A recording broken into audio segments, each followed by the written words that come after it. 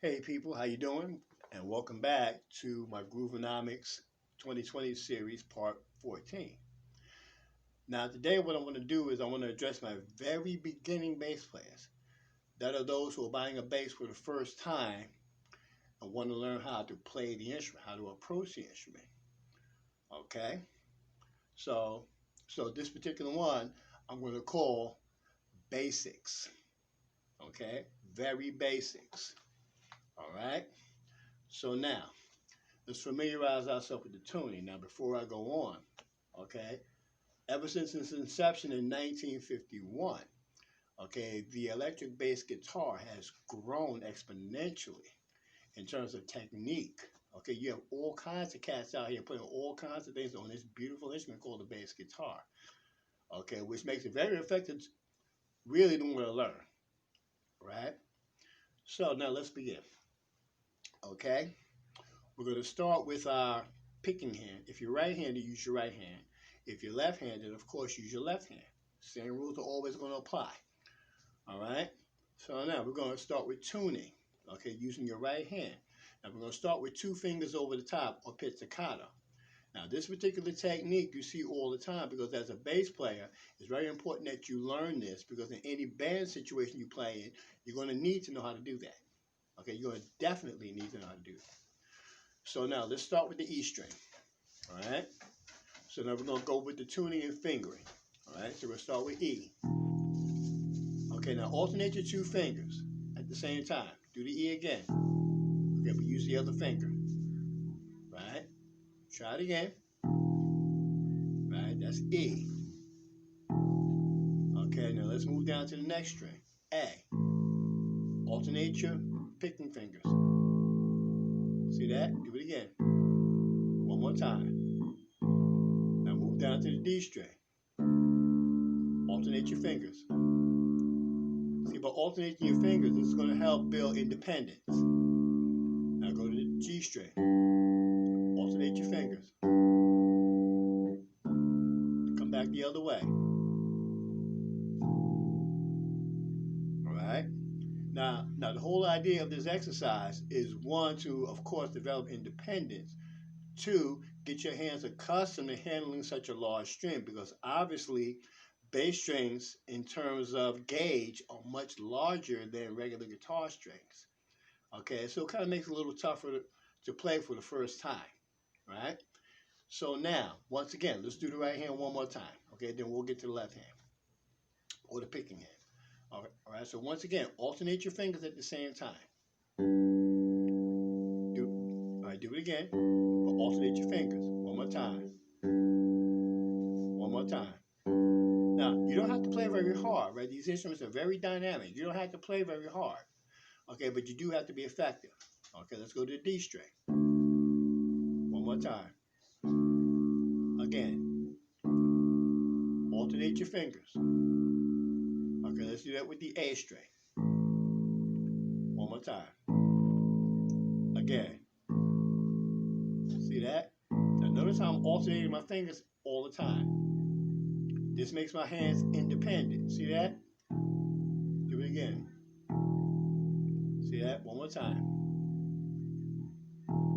Very good. Now, if you can do that in one direction, you can do that in the other direction. So again, E, A, D, G. Alternate your fingers.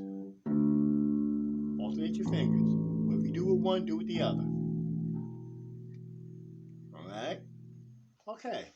So now let's move forward. So now we're going to begin with the fingering hand. Okay? If you're right-handed, of course, use your left hand for fingering. If you're left-handed, use your right hand. Same rules are going to apply. Right? So now we're going to start with something but something called the chromatic scale. Now the chromatic scale, okay, involves playing all the keys in the spectrum. All 12 tones, you're going to go through every one of them.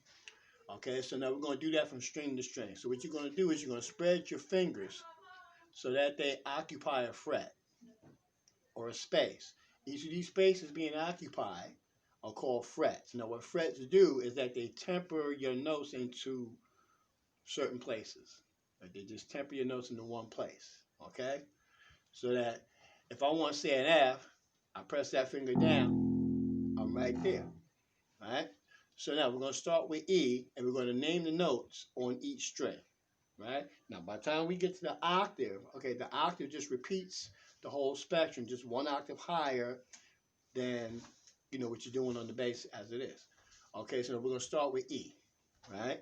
So now watch my left hand at the same time. Notice how my fingers are spread into their own spaces. Now, this also promotes independence. All right? So we're going to do it again. Right? So we have E, we have F, F sharp, G, G sharp. Okay, now we're going to move down to the 5th fret to A, right? A sharp, B, C. Now we're going to move down to C sharp, right? D, D sharp, and E. Okay? Now once again, if you can do that in that direction, do it in the other direction. We're going to get to that momentarily. Okay? Now once again, once you get to the octave, it's just going to repeat the same cycle, just one octave higher than the lower register. All right? So now let's do that on the A string. Okay? Now this will also get us into enharmonic equivalence. I'll explain that as we go. All right, so now let's do the same thing on the A string. We have A sharp, B, C, C sharp, D, D sharp, E, F, move your whole position down to the F sharp, G, G sharp, and then A. Very good. Now once again, once you get to the octave, it's just going to repeat the whole cycle all over again, just one octave higher than where you started. All right? So now let's do that again on the D string. Okay, we have D, D sharp, E, F, F sharp, G, G sharp, A, all right, A sharp, B, C, C sharp, and D. Right? Now, once again, on your picking hand, alternate your two fingers. Okay? You want to make them independent. Okay? Now let's go to the G string. Right? We have G. Next we have G sharp. Then we have A. Then we have A sharp. Then we have B. Now watch my left hand. C. C sharp. D. D sharp. Alright? Nice and easy. E. F. F sharp. And G. Now once again, this is going to promote finger independence. It's going to help to build your hand strength. Okay? It's going to teach you where every note is on the fingerboard. Right? And most importantly, this is just one step towards thinking and sounding like a musician. Okay, this is where it all comes from.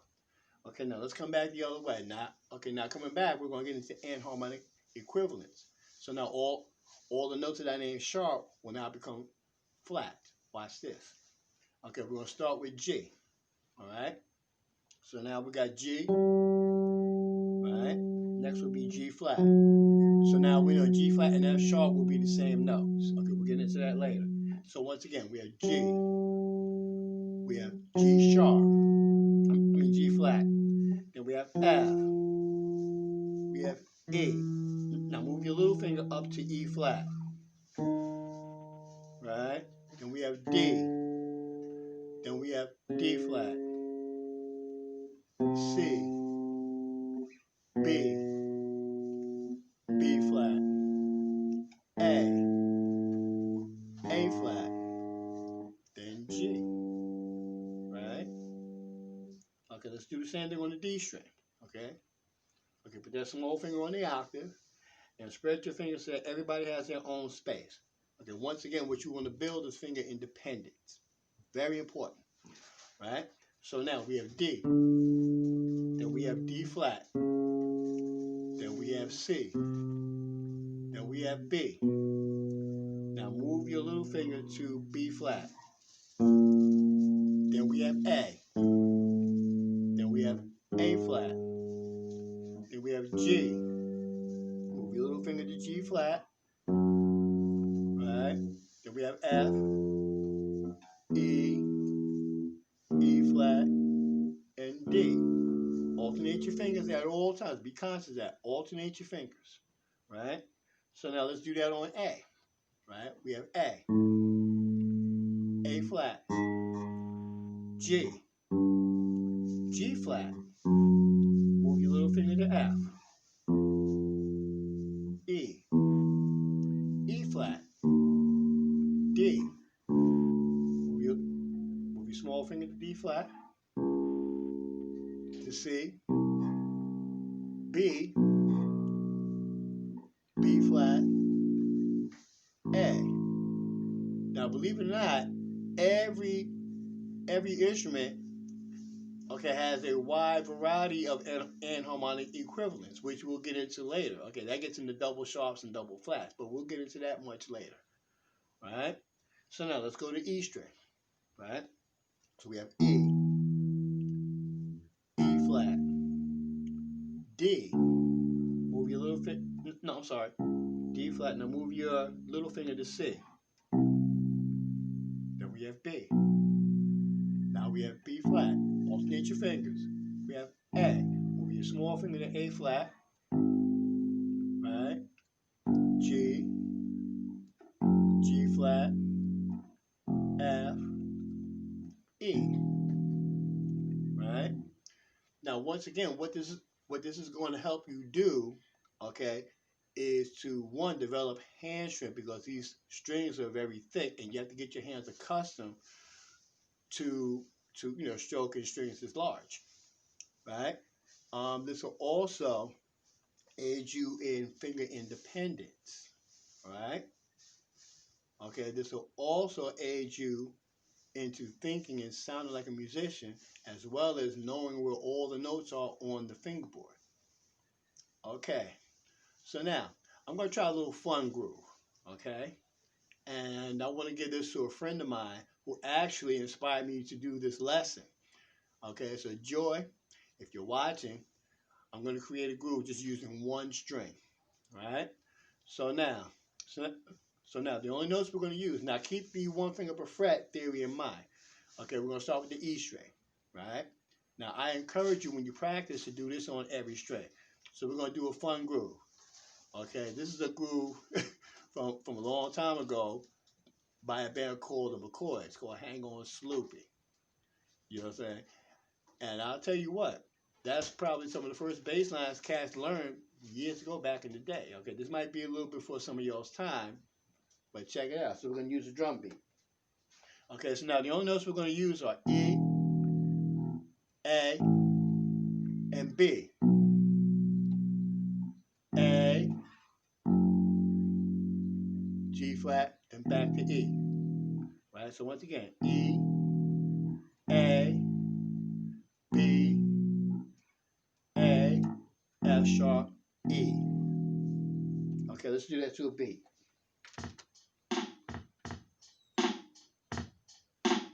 So it goes like this.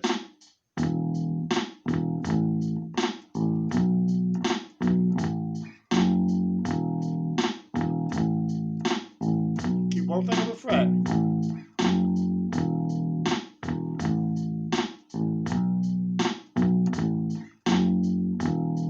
Then we're going to keep that going. We're going to do it again on the A string soon enough, right?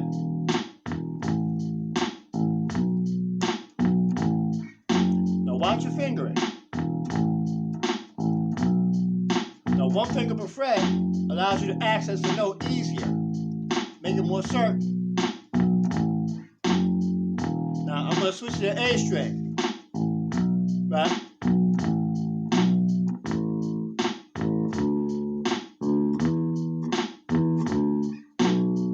A, D,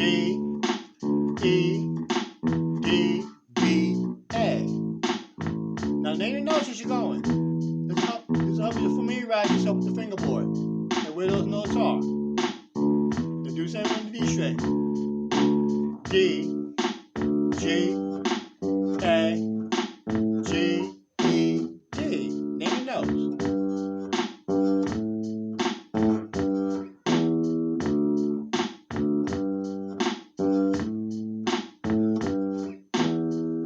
Alternate your fingers on your picking hand.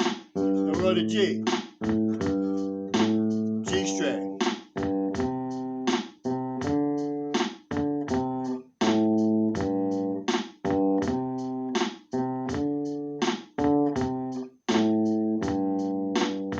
Very good.